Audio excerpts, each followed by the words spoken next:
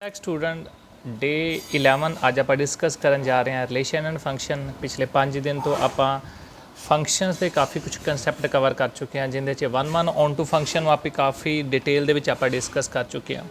कुछ प्रॉब्लम सी जेडे स्टूडेंट्स ने दसिया सी भी 1 ऑन टू फंक्शन दे विच कुछ ये वाले क्वेश्चन इंपॉर्टेंट पे आ जो पेंडिंग रह गया। वो पेंडिंग मोस्ट इंपॉर्टेंट क्वेश्चन अज आप शुरुआत करन जा रहे हैं, जिन्हां चों एक स्टेटमेंट तुहानूं स्क्रीन ते दिखाई दे रही होगी। ये बहुत ही इंपॉर्टेंट क्वेश्चन है, क्योंकि इस तो पहला जेडे भी आप फंक्शन डिस्कस करे सी वो सैट टू सैट से simple set to simple set से, लेकिन अज ये वाला जो फंक्शन है ये कार्टेशियन प्रोडक्ट तो कार्टेशियन प्रोडक्ट वाल चल रहा। मीन एक कार्टेशियन प्रोडक्ट ए बी तो कार्टेशियन प्रोडक्ट बी ए वाल चल रहा। मीन ये जो फंक्शन है साडा कार्टेशियन प्रोडक्ट तो कार्टेशियन प्रोडक्ट वाल चल रहा। इनू बड़े ध्यान नाल देखते हैं करना किवें है। ये वाला क्वेश्चन कार्टेशियन प्रोडक्ट तो कार्टेशियन प्रोडक्ट वाला क्वेश्चन करीदा किवें आ।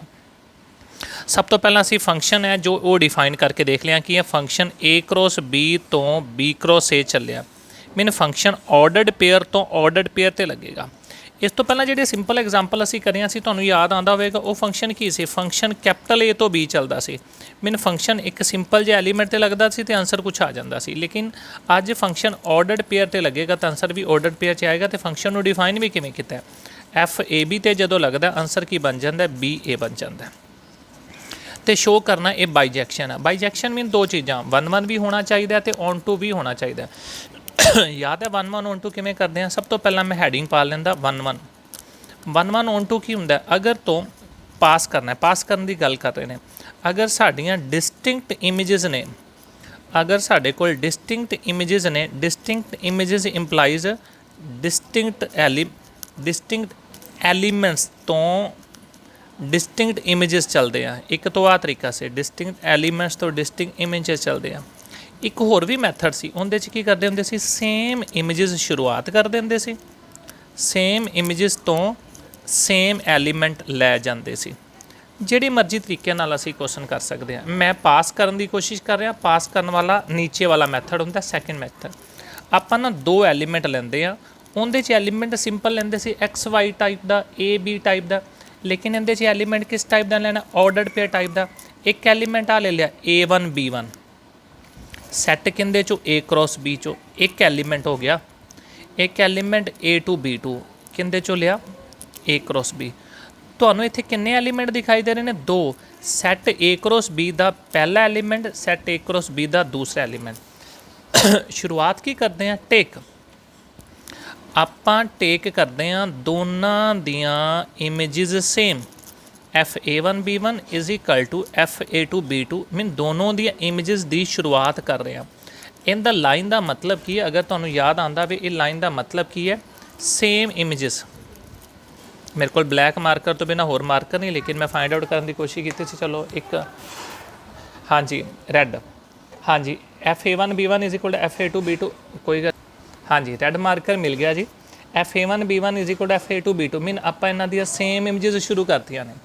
देखो जी इन्हां दियां सेम इमेजिज ने, सेम इमेजिज तो चलते चलते किसी तरीके नाल मैं एंड ते ये कह दियां, मज़ा आ जाए ना जे मैं एंड ते कह दियां A1 B1 is equal to A2 B2।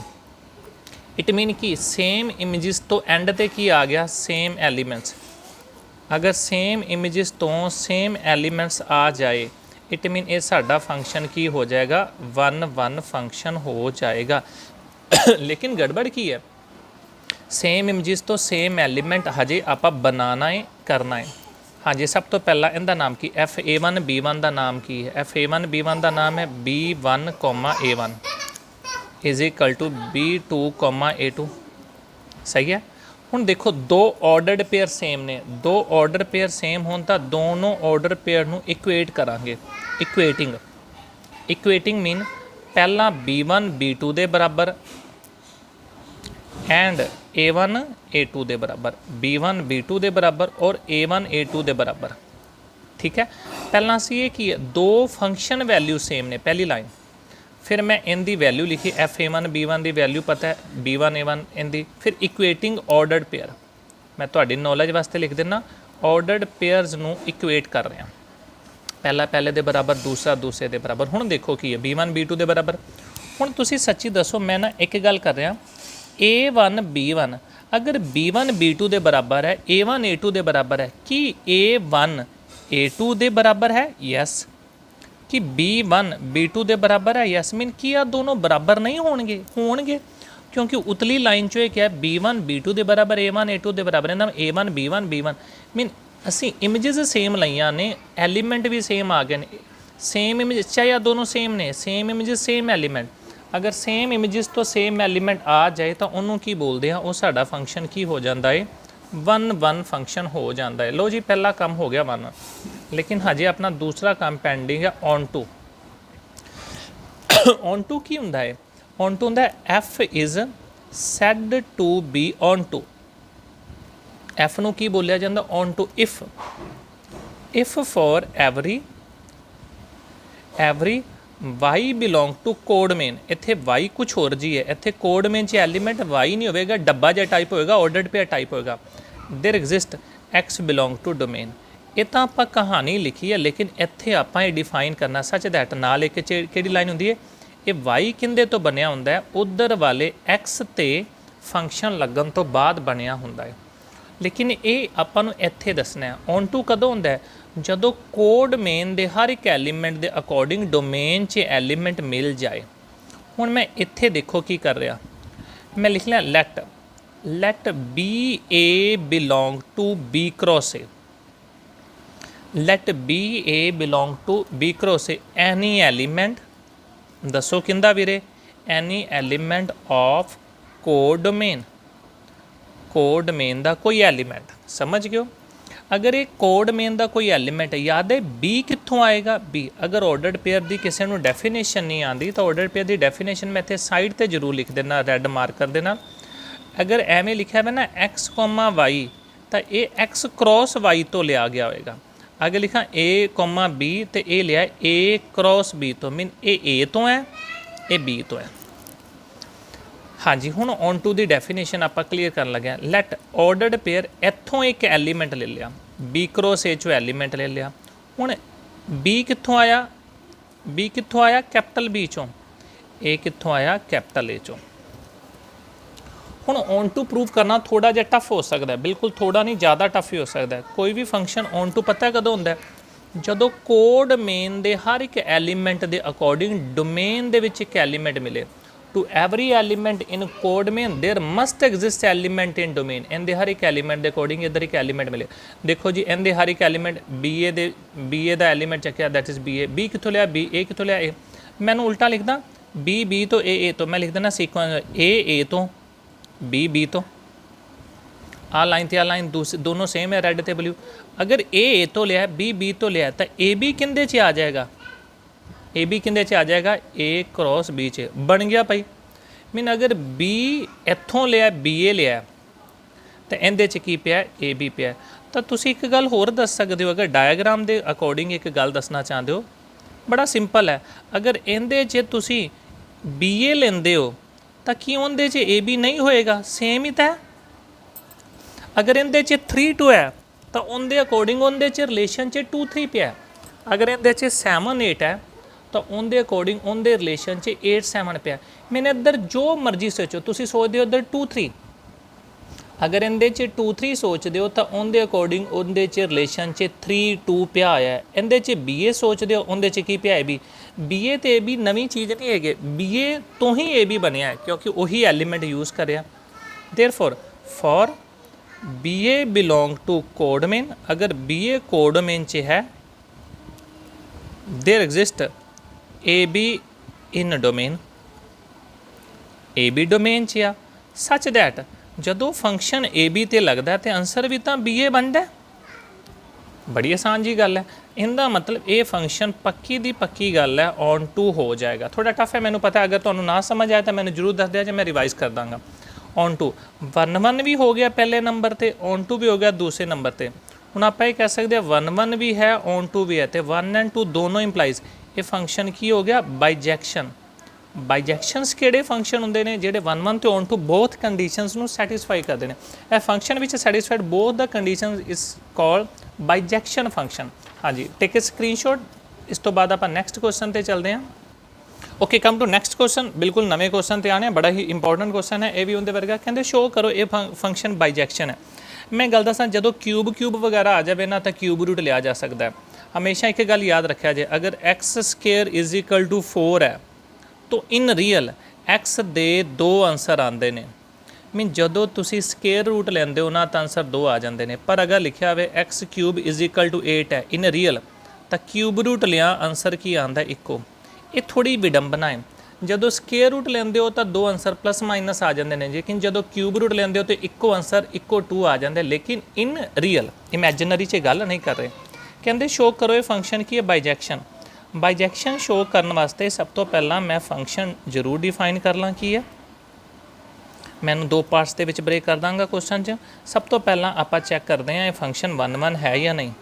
1 है मीन इमेजिज की गल कर ली है ना, 2 नंबर रियल तो ले लै, दोनों फंक्शन दियाँ fx1 fx2 ले लिया। इनका मीनिंग की है, दोनों दियाँ सेम इमेजिज ले लिया। fx1 की है 3x1 क्यूब प्लस दे 5, fx2 3x2 क्यूब प्लस दे 5 प्लस दे 5 कटे गया, एक ही बन गया x1 क्यूब, 3 नाल 3 भी कटता, x2 cube.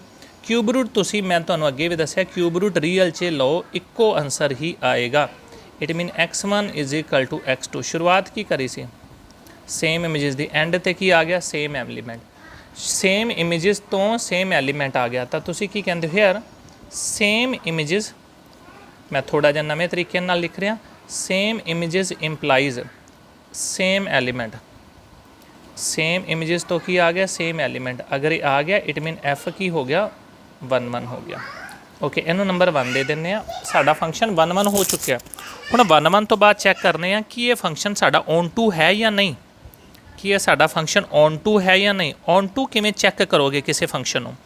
On to cheque करने वास्ते की कहते हैं, F is said to be, F is said to be onto if for every Y belong to codomain. मैं इत्थों वाई लैना है, इत्थों वाई लैना। If for every Y belong to mean इंदर वाले हर एक वाई के अकॉर्डिंग की मिल जाना चाहिए, देर एग्जिस्ट की करना चाहिए एक्स बिलोंग टू डोमेन। इधर वाले हर एक वाई के अकॉर्डिंग उधर एक एक्स होना चाहिए, सच दैट जदों एक्स ते मैं फंक्शन लगावां तो मेरा समझिया होया वाई बन जाना चाहिए है, तो फंक्शन की हो जाता ऑन टू। मैं इत्थे चैक करदा let Y belong to code main.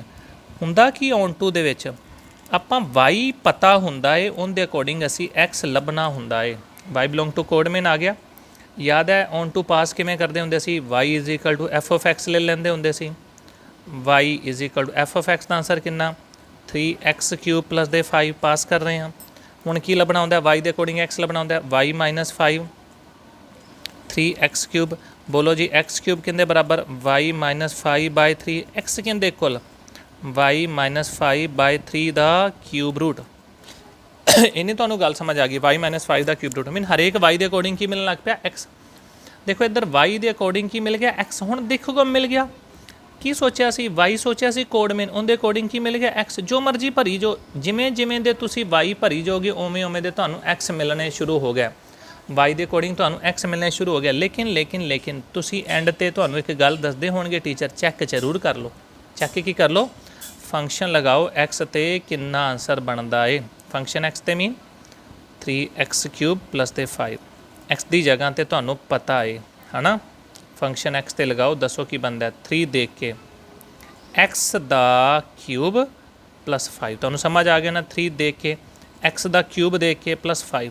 अंदर वाले एक्स की जगह ते वैल्यू भरो की है वाई माइनस 5/3 दा क्यूब रूट।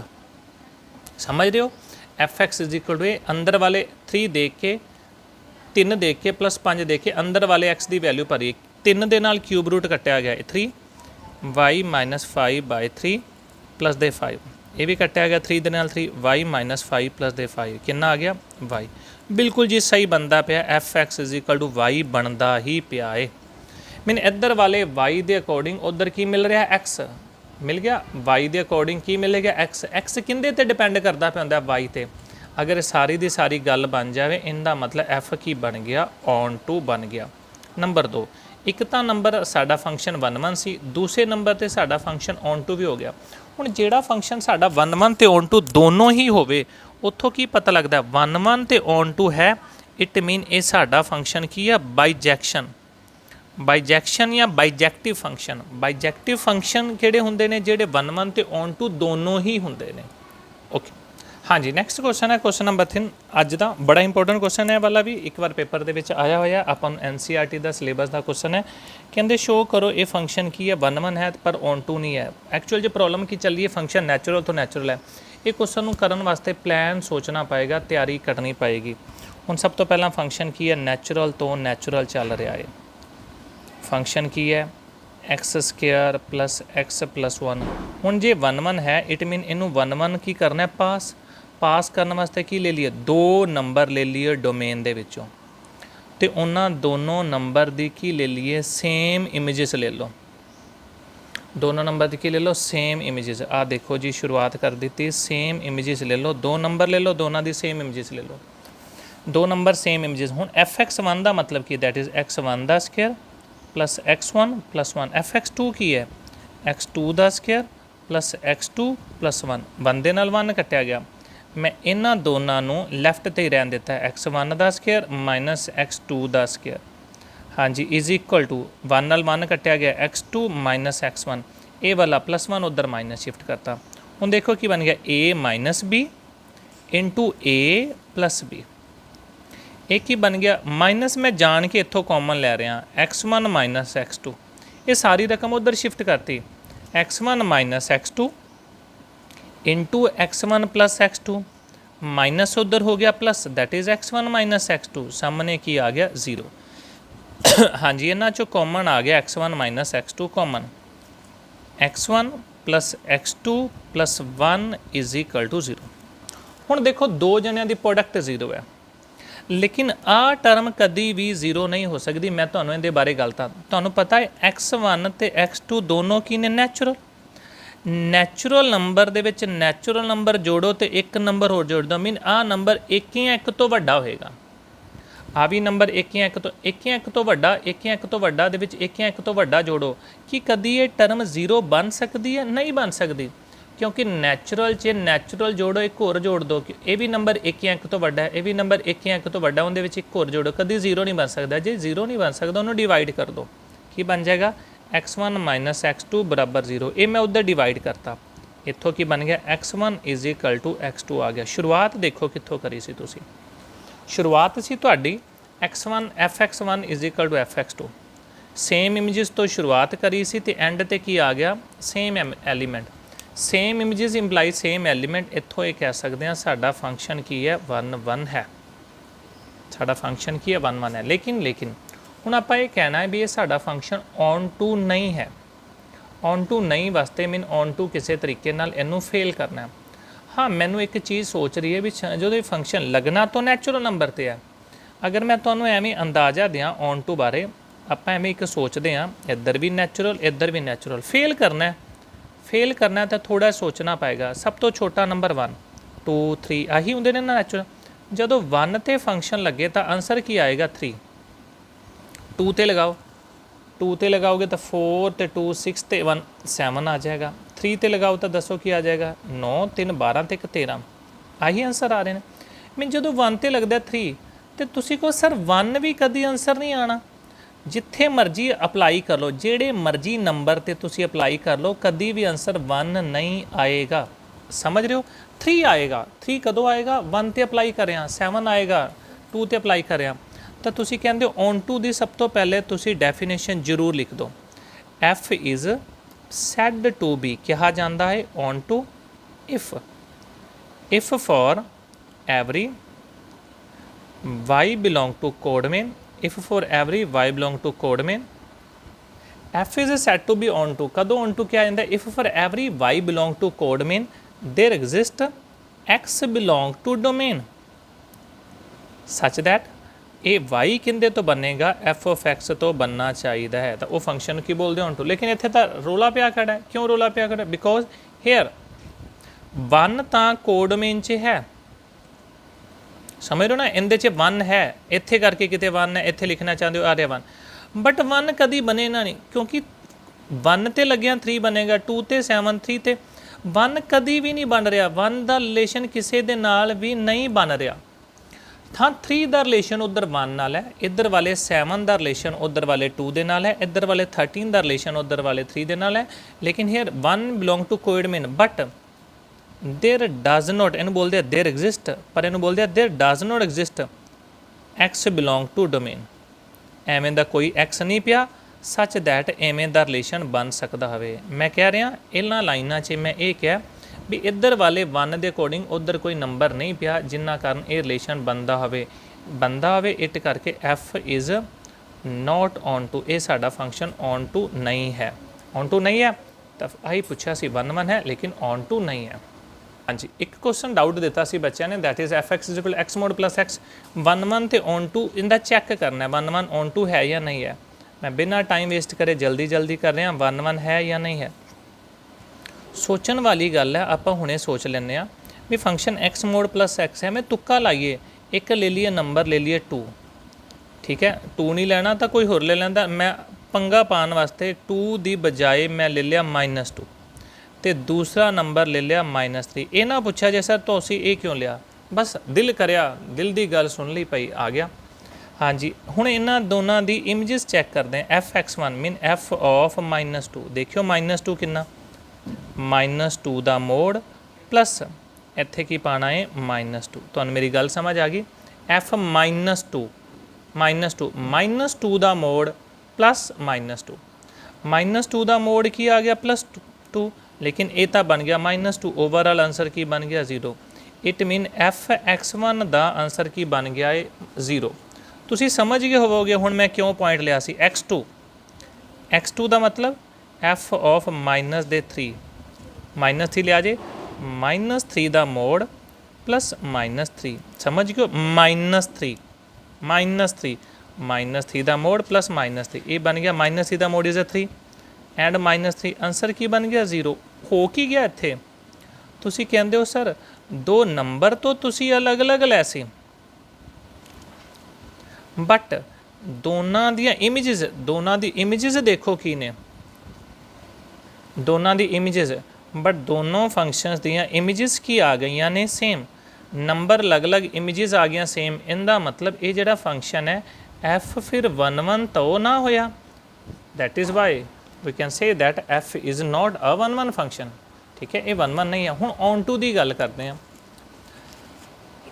अगर मैं ऑन टू की गल करा तो एवं ही समझ आ जाएगा। फंक्शन जदों भी 1 ते लगेगा तो आंसर 2 बनेगा, 2 ते लगेगा तो आंसर 4 बनेगा, 3 ते लगेगा तो आंसर 6 बनेगा। तो चेक कर रहे होवोगे। लेकिन अगर -1 ते लगेगा, -1 ते लगा के देखा जे फंक्शन, मैं लगा के देख लेंदा अलग तो -1 ते लगाया, -1 का मोड प्लस -1 का मोड मीन 1 प्लस -1, एक ही बन गया 0। इत्थे -1 भर के देखो, ये तो बनेगा -1 का मोड मीन +1, लेकिन आ -1 0 बन गया, -1 का आंसर 0 बन गया। -2 चैक करो, जे चैक करना है तो ठीक है, नहीं तो अगे भी कराया -2 का आंसर भी 0 बन गया। -3 चैक करो की बन गया 0। मीन फंक्शन जिंदे ते मर्जी लगा लो, जे पॉजिटिव ते लगा रहे हो तो पॉजिटिव आ रहा, लेकिन जे नैगेटिव ते लगा रहे हो आंसर की बन रहा 0 बन रहा। पर तुहानूं इन्ना पता लग गया फंक्शन की कोड मेन कितनी है, तो तुसीं कहंदे हो सर फंक्शन की जो कोड मेन है रियल। इतना समझ गया, डोमेन पहले वाली कोड मेन। लेकिन पूछी जाए रेंज की है, रेंज मीन वो जो आंसर ने, आंसर दे विच नैगेटिव नंबर नहीं बनते पे। तुसीं पॉजिटिव ते लाओगे तो भी पॉजिटिव आएगा, नैगेटिव ते लाओगे तो 0 आ जाएगा। तो इनकी रेंज की है 0 to इन्फिनिटी।